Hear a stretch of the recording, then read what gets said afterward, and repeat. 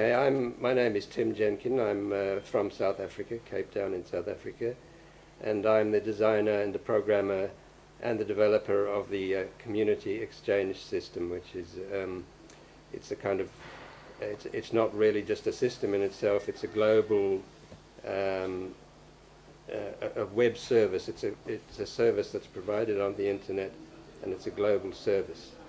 And this was actually started in 2002 in Cape Town as a single experiment for a group in Cape Town, and it grew over the years today into a very large network.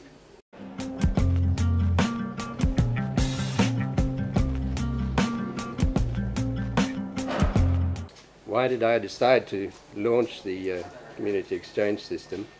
Well, I've been a political activist my whole life, and I was involved in the anti-apartheid struggle in the 1980s, and I actually had to flee the country in the 1980s, and I lived in exile for many years in the United Kingdom and in parts of Africa.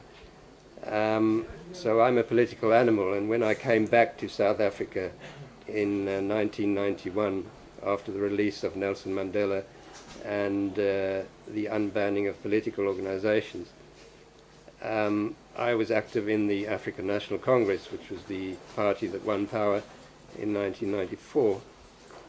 And I expected after that time great changes to happen in South Africa, because everybody knows what it was like under apartheid. You know, the white people ruled and so on. And I noticed that very little change actually took place. So it was clear that the political struggle was just part of the struggle. The economic struggle was actually more important.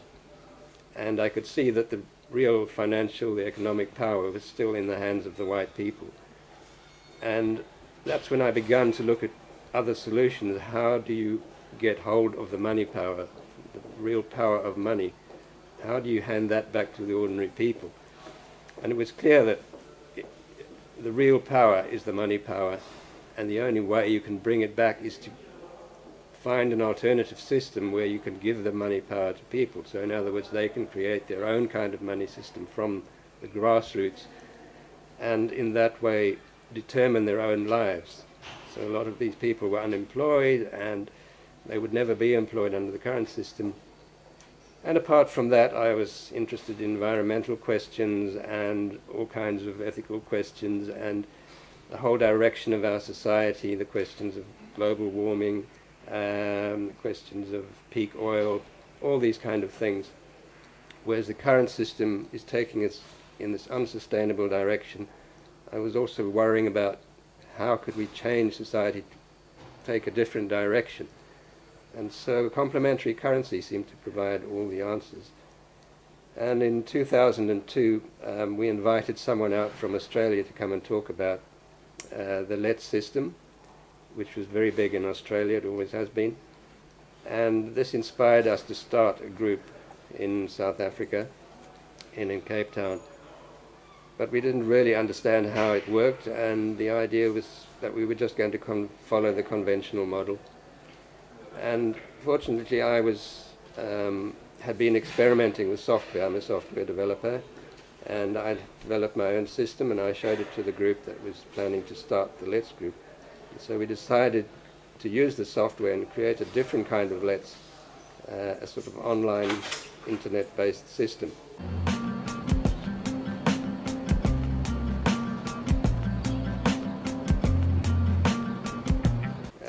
People often ask, what kind of a system is yours? I say, well, it's really a web service, and anyone can start up a group anywhere in the world.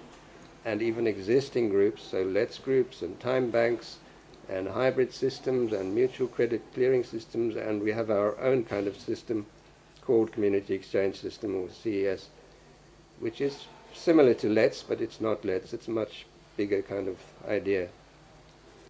The territory occupied by the CES, well, it's the whole world. As I say, it's a global internet service, and anyone can, if there's a group in your area, you can immediately join on the internet. It's just like using Facebook or any of these things. You just join up. or if there isn't a group in your area, you can start one and you can register online, and within a day or two we set it all up for you, and then you've got a group operating in your area. And really this is just a tool. It's an accounting tool. It provides a shopping mall, as a big global shopping mall, a bit like excuse me, it's a bit like eBay or any of these other shopping systems on the internet, except this one is all in the local currency. And it's also a social network, a little bit like kind of Facebook, where you can send messages to people and there are groups that you can join. Colleagues of mine have travelled to Australia, all over the place, and they've got accommodation and food and all kinds of things, and they pay for it with their local currency that they earn back in South Africa. So it's really a global system. I think it's the only really global network, complementary currency network in the world.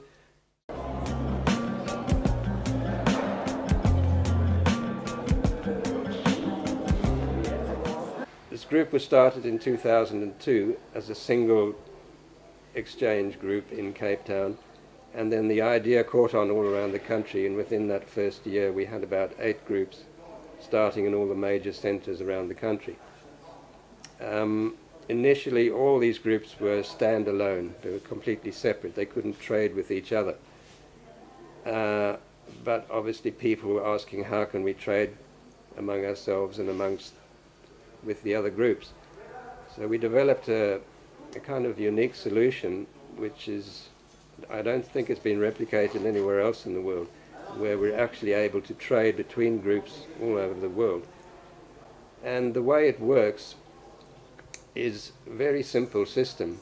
As I said, each group, the entire balance has to equal 0. So if the one group is selling something to the other group and that group has to pay for it, then they're in the minus and these are in the plus, and the whole system doesn't balance. It's not equal to 0 because money has left this system and gone to that system.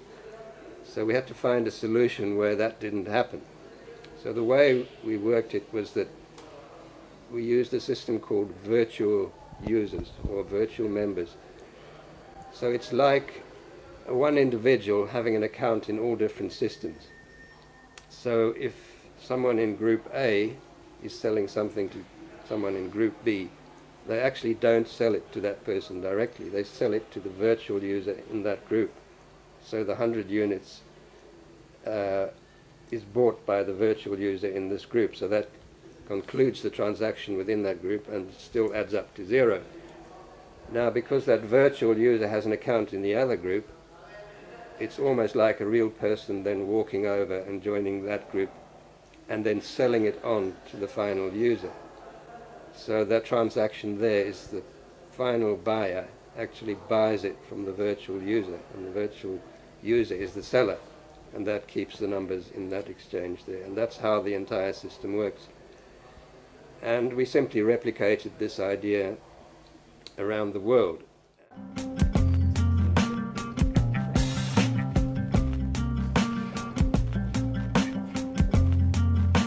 Okay, the results in South Africa, this was, it was very popular. This thing grew at an astronomical rate. We had studied a lot of these groups around the world, and we had advice from people all over the world. And people, from our research, we found that most of these groups never grow beyond about 200 or 300 members. And in fact, people told us that the whole thing will collapse. You can't really go above 300 members. But within a few months, we reached 300, 400, 500, and this thing kept going. And I think the reason was because we didn't use the conventional Let's model. The Let's model is that it's run like a club. Everybody joins the club and you pay an annual fee, and all the work is really done by the administrator. So whenever there's a trade, people just write out a check and they hand it to the administrator, and then it's up to the administrator to enter that into the system, into the computer.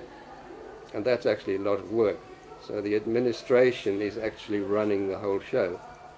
Whereas in our model, we decided it should work a bit like the conventional money system, where the bank is really just a mechanism to effect transactions. So but you can do it on your own. You have an internet banking account and you can pay people without going to the bank.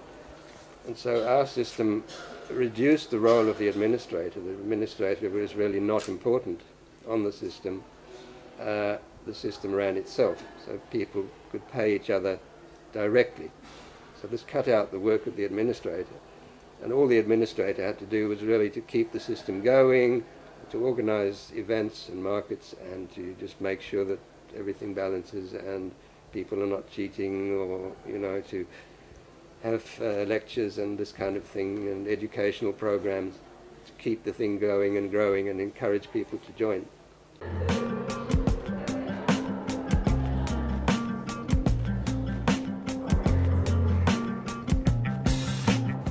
Currently there are 274 separate exchange groups in 34 different countries, so it's a global system and it's growing very fast, and it's grown completely in the opposite direction. As the global economy goes down, so this thing goes up, and we've seen tremendous growth since 2008 especially. In the first 4 or 5 years there were like 15-20 new groups a year, and then from 2008 it sprung up to 45, and then the next year there were 75 new groups, and last year there were 110 new groups. Well, this year, if the global economy continues to decline, we're expecting maybe another 200 or 300 new exchange groups this year, which will take us up to maybe 400 or 500 groups, and I think that's getting to a point where you can virtually travel anywhere in the earth and you'll find an exchange, you know, and I think that's quite a big advance for the complementary currency movement.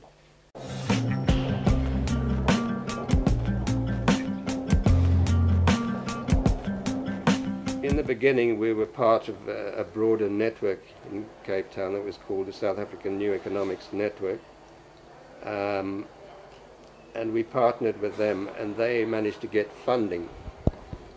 But we've never had funding to actually run the core system, because we realized that funding is very dangerous, because you get funding and you build up a huge system very quickly and the funding goes away and then the whole thing collapses. So the system itself runs on its own resources. The internet web servers and the bandwidth and the hosting and all the work that the people do is paid for by the system itself. So it's completely sustainable. It'll go on forever and it can grow. And as I say, we were working with this other organization and getting funding for external projects. And one of the big projects in South Africa was to try and introduce the system to those people who really need it. So in other words, the poor people living in the black townships who really needed this system, but of course they don't have the computers. We created these offices in the black areas, and they operated just like branches of the bank. People would transact with other people, sell things to each other, and using paper checks. So they were just, they also operated as kind of agents to advertise what people were offering on the system. So it operated for those people without computers, and it was working very well. The funding ran out, and unfortunately we had to close these offices, which was not good for those people, because, you know, they are the people without the computers. But we kind of tried to find more funding to carry on, that sort of thing. But that's just an example of why we say that funding is quite dangerous. We prefer the system, even if it develops a bit slower, that it should develop of its own resources, and then it can be much more sustainable.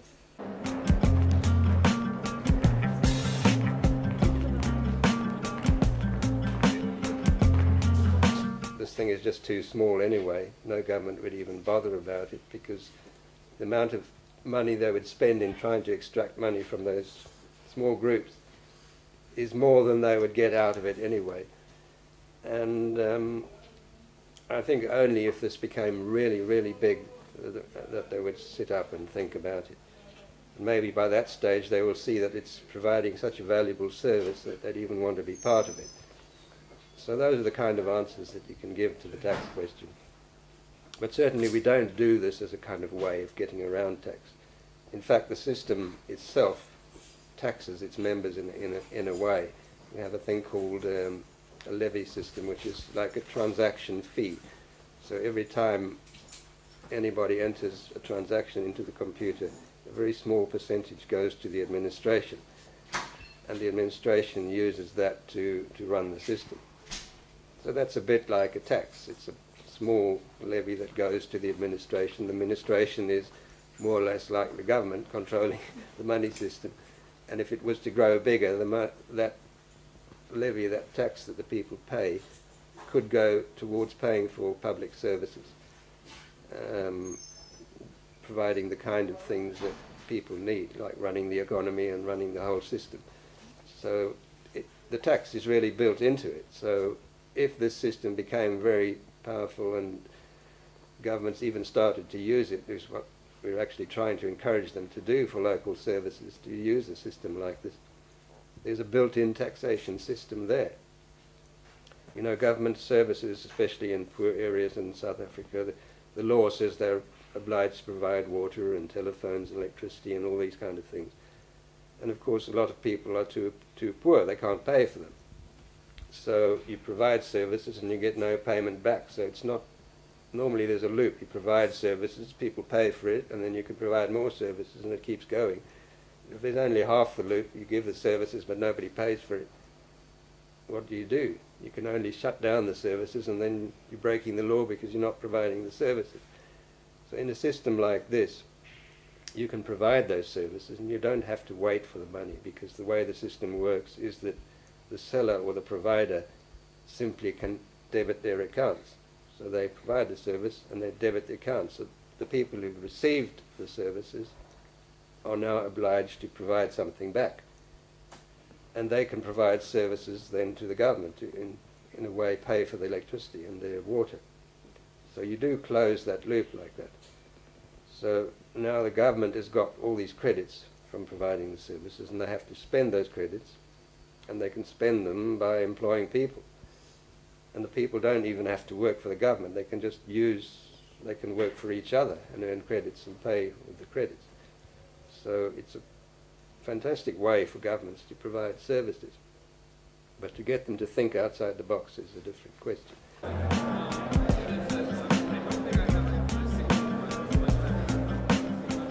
There are many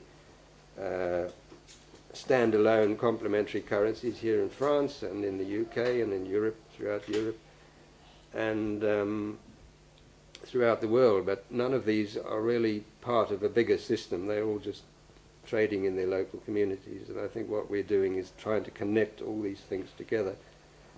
And our next stage is to try and connect the CES to all these other remote groups all around the world. And if we have something in the middle that can actually translate, like a translation system. If you've got some French and you want to see what it means in English, you put it into the box and out comes in the other language. A transaction is really quite a simple thing. It just needs, you know, the amount that you're charging for it, a description of what it is, maybe accommodation, you want some dates, and obviously you want the two accounts, your account and my account. That's all the information you really need for a transaction. But still, everybody packages it in a different way, and the systems can't talk to each other. So if you've got this kind of translating thing in the middle, then anybody can enter a transaction in CES, it gets translated here into the language that one understands, and then you've got this trade taking place. And I think that will open up a huge big network, global network, maybe hundreds and thousands of groups.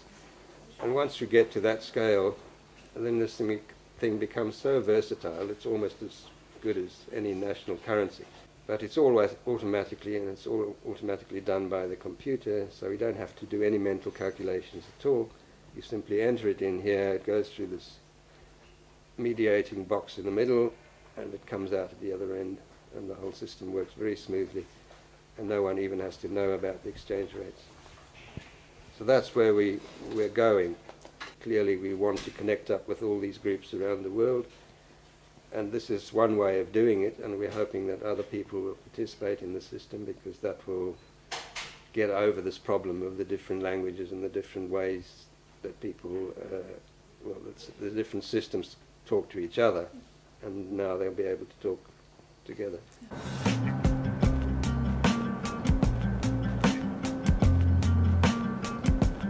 Although the focus is still local, you know, in the first instance you see your local area, but you can trade with other places. The whole point is to keep it local, to keep the wealth of the community in the community and not to spread it around the world. But still, you know, people do want to travel, and one place has something that the other place doesn't have, and human beings since the beginning of time have always traded, you know? And it's part of human nature to trade, simply because some people have something and other people have something else, and it's just a natural thing. And I think to have a complementary currency that can do that, which has really not been possible up to now, it really has just been a closed community thing. And if we can open this up to become a global network, then it's just much more powerful.